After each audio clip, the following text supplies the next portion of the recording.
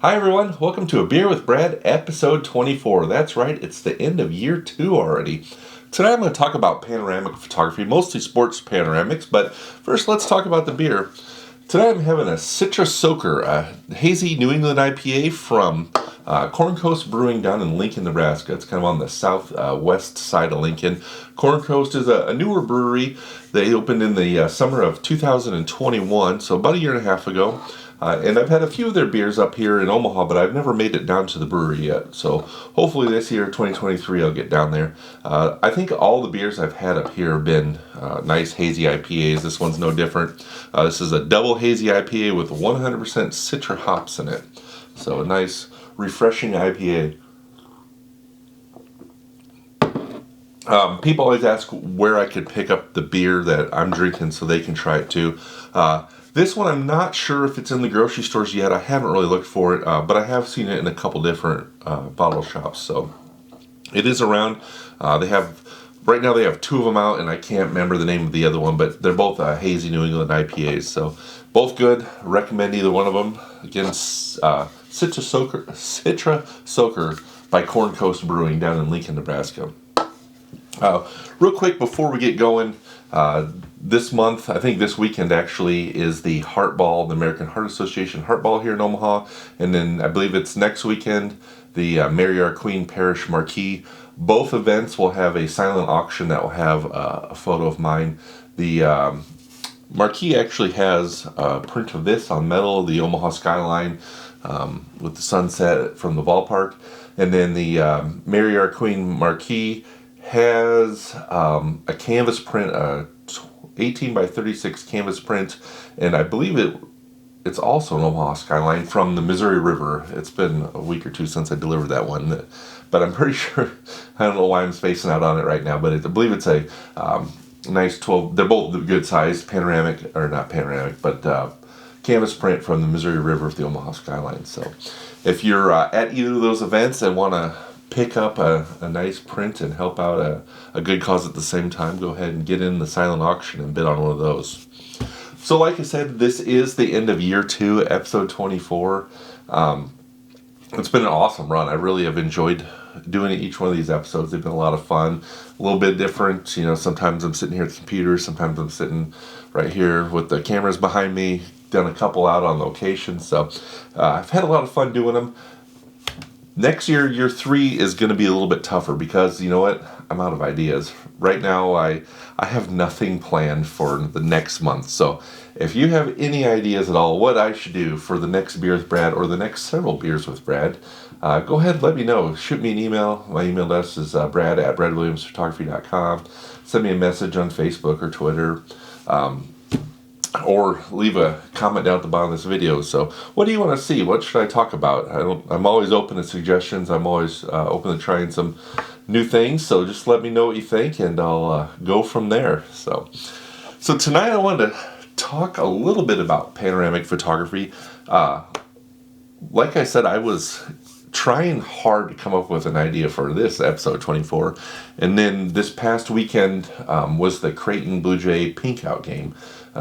It's a fundraiser for the Hope Lodge here in Omaha. Everyone wears pink shirts, and the whole, as you can see in this picture here on the screen, that everyone wears pink, and they call it the Pink Out. And it's an awesome event, and the arena with all the bright pink shirts looks so cool. So I went, every year I go to the Pink Out, and I do a lot of cool panoramic photos of the whole arena.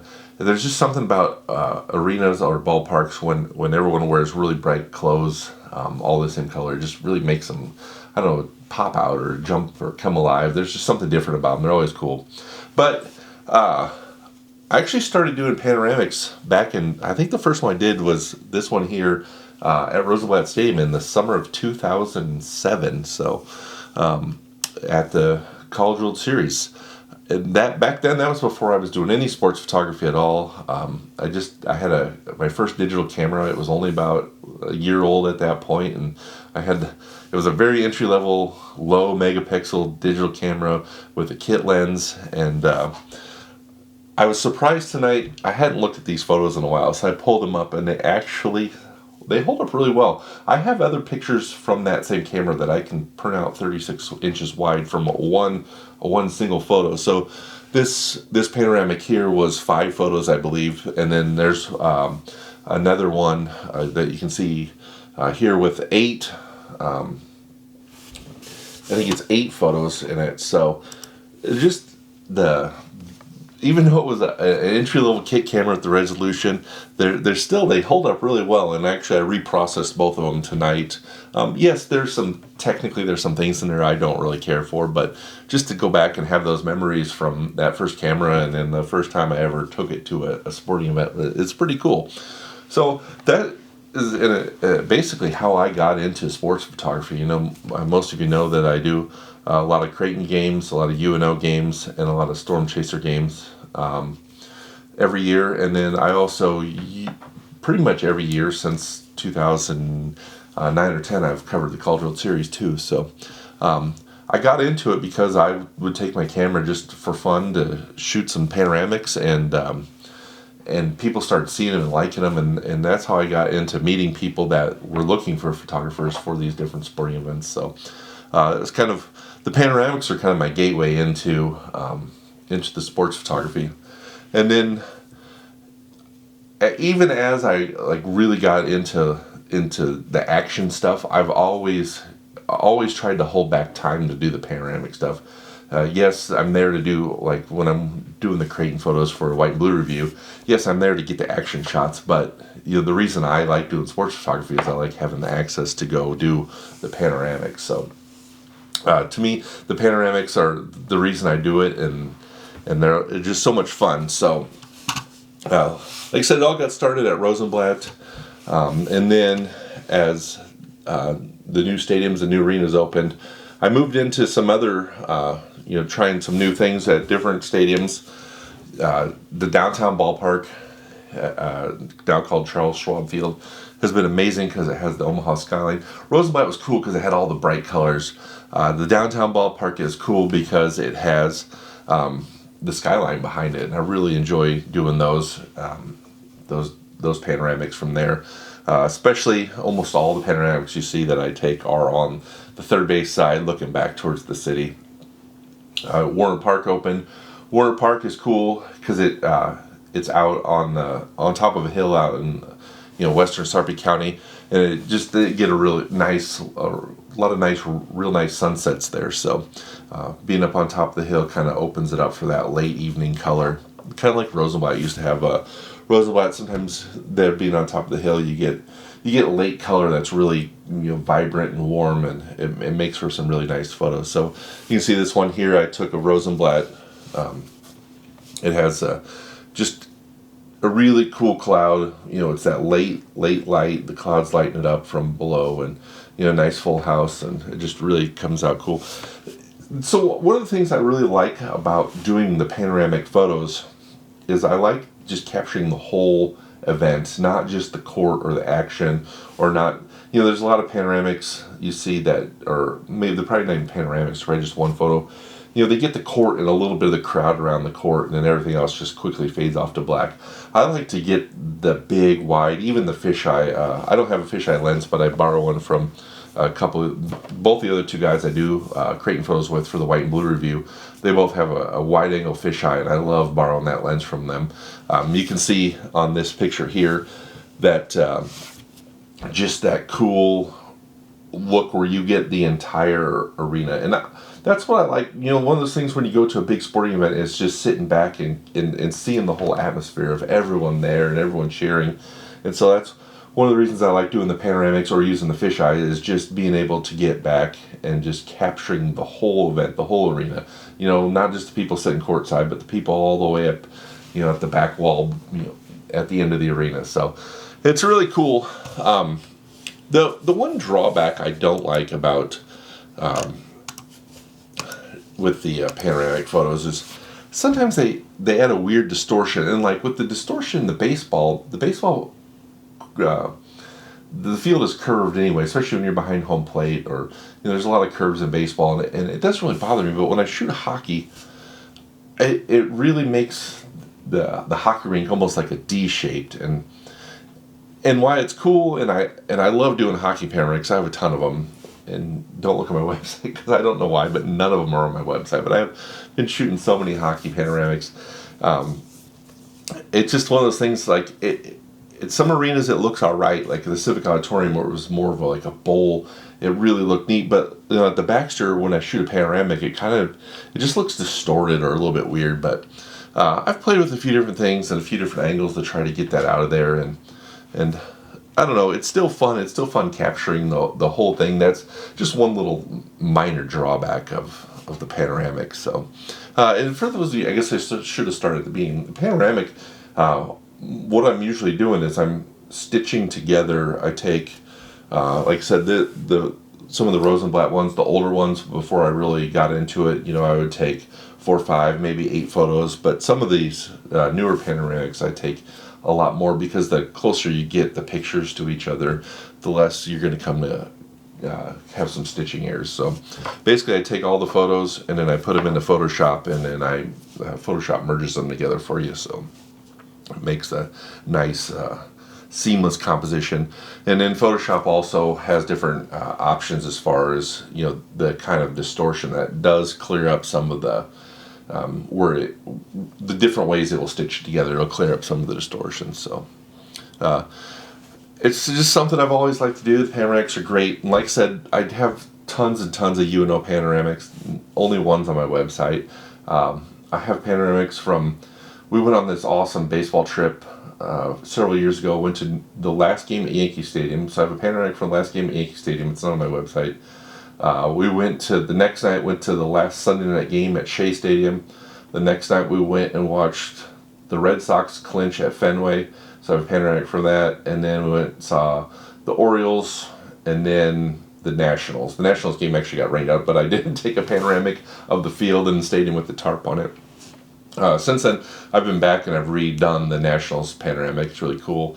I did a panoramic at the Washington Capitals hockey game at, I think it was called Verizon Arena. I'm not sure if it's still that. And then down in Kansas City, done the Chiefs. Did the Big 12 championship game one year. And then also I did Kansas City Royals at Kauffman Stadium. So it's cool. I have a lot of fun memories from those, and I also starting to, the longer I do this, have more and more stadiums that aren't there anymore. With Rosenblatt's gone, I have the Civic Auditorium, which is gone. Yankee Stadium, Shea Stadium, both gone, and then it sounds like the Kansas City Royals Stadium is going to be gone too. So cool having the panoramic of the whole stadium, so you can look back and say, oh, remember when we used to go to Rosenblatt and sit out there, or watch from the bridge out there. Interesting thing about this one, this Rosenblatt photo is, there's a guy named Rick Anderson. He's a photographer here in Omaha. He's been around for years and years, and he was like one of the original guys that did all the stadium panoramics. I don't know that he's doing too much of it these days, but he's actually in the picture shooting a panoramic off to the side. He doesn't, or at that time at least, with the camera it looks like he had a 6x17 film camera, so the negative of the film camera was about that big, instead of me shooting the smaller ones with the digital camera and merging them all together. But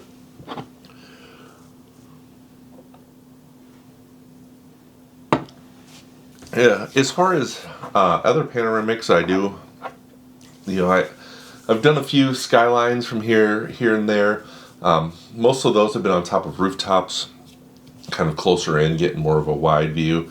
I would like to do more of those. I don't really, back in the day, it seemed like I knew a lot more people that had access to rooftops downtown Omaha, and right now I really don't. So if you have a rooftop downtown with a really good view, let me know, and I will make a deal with you. You let me take some pictures, and I might have a big print for you. So let me know about that. And then last week they did the groundbreaking for the Mutual of Omaha Tower, and I took the picture that for their new rendering that came out that day. And that picture is actually a 3-photo panoramic, and basically they needed this building here and this building here, like on either side of their new building, and the widest lens I had was just not quite wide enough. I mean, by a hair.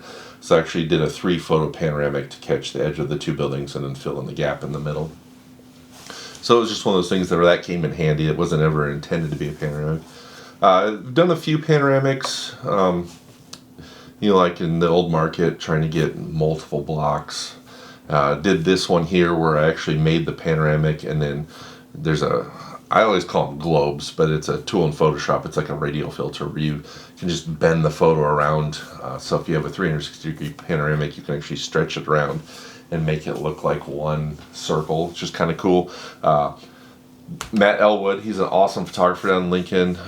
Actually supposed to be doing an event with Matt here coming up. I need to get back a hold of him. But Matt, he was our wedding photographer. He did an awesome job. He does a lot of really cool, those 360 panoramics. I really like the ones he's done in the past. So lots of cool little things you can do with the panoramic that just it just adds a little more flexibility, and then at the end you can add some creativity into it too. So well, I hope you enjoyed episode 24. I hope you enjoyed the first 2 years of Beer with Brad. Like I said, I really enjoyed doing them. Remember, if you do have a suggestion, let me know, because I am out of ideas so far for next month and next year. So, but I always appreciate everyone tuning in. I appreciate the feedback. I don't get hardly any comments on the videos on YouTube, but I get a lot of comments in person. A lot of people that I bump into say, "Oh, I loved your video. Watched your video." A lot of feedback. So I always appreciate that. And if you do have a comment, go ahead and you can leave it on the YouTube. I'll read it, and I just appreciate everyone tuning in. So, well, thanks again. Hope you're enjoying your Corn Coast Citra Soaker, and we'll see you again next month for episode 25, the start of year 3. So, we'll see you again next time.